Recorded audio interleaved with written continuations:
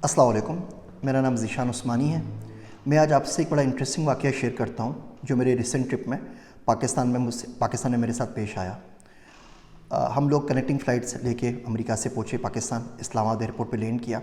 तो जब हम अंदर इमिग्रेशन की तरफ आए तो उससे पहले एक लाइन लगी हुई थी कोरोना वायरस की तशख़ीस के लिए, उसकी रिपोर्ट्स के लिए। अमेरिका से निकलते हुए हमने कोरोना वायरस का टेस्ट करवाया था, वो फ्री के अंदर हुआ था, उसकी रिपोर्ट्स हमारे पास नेगेटिव की मौजूद थी।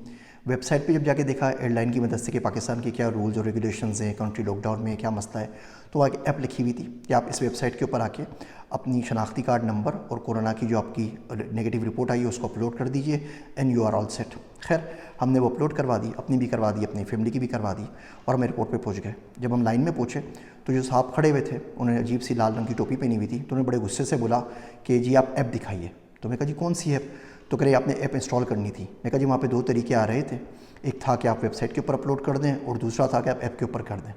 और इस वक्त तो मेरे पास अमेरिका की सिम है तो यहाँ पे तो ज़ाहिर बात है फ़ोन चल नहीं रहा मेरा, तो मैं आपको ऐप नहीं दिखा सकता। तो उन्होंने बोला कि नहीं हमारा प्रॉब्लम नहीं है, आप फ़ोन को ऑन करें और ऐप दिखाएं। तो मैं कहा ठीक है, मैंने फ़ोन को ऑन किया, उसको चार्जिंग बैंक था मेरे पास उससे लगा के, तो पता ये चला कि जो सिम होती है वो रोमिंग बाकी मुल्कों में अवेलेबल होती है दुनिया के, पाकिस्तान में अवेलेबल नहीं है। क्योंकि पाकिस्तान के जो टेलको ऑपरेटर्स हैं उनका जो रोमिंग जो वहाँ पे कंपनीज़ हैं अमेरिका के अंदर, टी मोबाइल और AT&T, उनके साथ कोई मुआहिदा नहीं है। तो मैंने उनको बोला जी ये तो रोमिंग पे नहीं चल रहा। तो उसने बोला जी हमारा प्रॉब्लम नहीं है, आपने मुझे ऐप दिखानी है यहाँ पे ऑन करके। चलें, मैंने वाईफाई से इंटरनेट से कनेक्ट किया। तो उन्होंने बोला कि जी इसका पासवर्ड वो पाकिस्तानी नंबर पे भेजेंगे। अब पाकिस्तानी नंबर तो मेरे पास था ही नहीं, पाकिस्तानी नंबर होता तो रोना ही क्या था, मैं ऐप डाउनलोड कर लेता। मैं कहा यह मसला भी नहीं हो रहा। फिर मैंने उनको बताया कि जी आपने लिखा है वहाँ पे सर्वर पे अपलोड कर रहे हैं, हम अपलोड करके आ चुके हैं, अब वो चेक किस तरह करना है, आप शनाख्ती कार्ड नंबर जाकर चेक कर लें, आप हमें यहाँ पे आके क्यों तंग कर रहे हैं। तो उसने बड़ी बदतमीज़ी से मुझे बोला कि उधर जाके ना लाइन में खड़े हो जाओ, चलो वापस लाइन में जाके फिर से फॉर्म भरो। बड़ी बदतमीज़ी से बात की। तो मैं कहा चलें ठीक है, हम लाइन में जाके खड़े हो जाते हैं, लेकिन ये बात अगर आप थोड़ी सी तमीज़ से कर दें तो आपका क्या जाएगा। जो साहब थे वो ज़्यादा गर्म हो गए। तो उन्होंने बोला कि आप लोग, ये मैं कोट कर रहा हूँ वर्ड बाय वर्ड उनके अल्फाज, उन्होंने कहा जी आप लोग तरक्की याफ्ता मुल्कों से आते हैं और पाकिस्तान एक गैर तरक्की याफ्ता मुल्क है, तो तरक्की याफ्ता मुल्कों वाले अखलाक यहाँ पे एक्सपेक्ट ना किया करें, यहाँ पे आपको ऐसी बदतमीज़ी मिलेगी। तो मैंने बोला अल्लाह के बंदे, इसका मतलब आप ये कह रहे हैं कि आप एक बदतमीज़ मुल्क हैं और बदतमीज़ लोग हैं और यहाँ पे ना आया करें। मैं कहा भाई मेरे पास तो पाकिस्तानी पासपोर्ट है, दुनिया में जहाँ जाता हूँ इज़्ज़त मिलती है, और यहाँ पे आता हूँ अभी एयरपोर्ट से दाखिल नहीं हुआ कि आपने जलील करना शुरू कर दिया है। उसके बाद वो बंदा बहुत चीखा चिल्लाया, बहुत सारे लोग जमा हो गए, सब कुछ हुआ। तो बड़ा दुख भी हुआ, बाहर मुल्क में रह के हम लोगों की जलील होने की आदत ख़त्म हो जाती है। पाकिस्तान में हर जगह जलील होना पड़ता है। और एक तो दुख इस बात का था कि उसने बिलावजा मुझसे लड़ाई की, मैं एप्लीकेशन भी जमा करवाया गया था, सब कुछ करवाया था।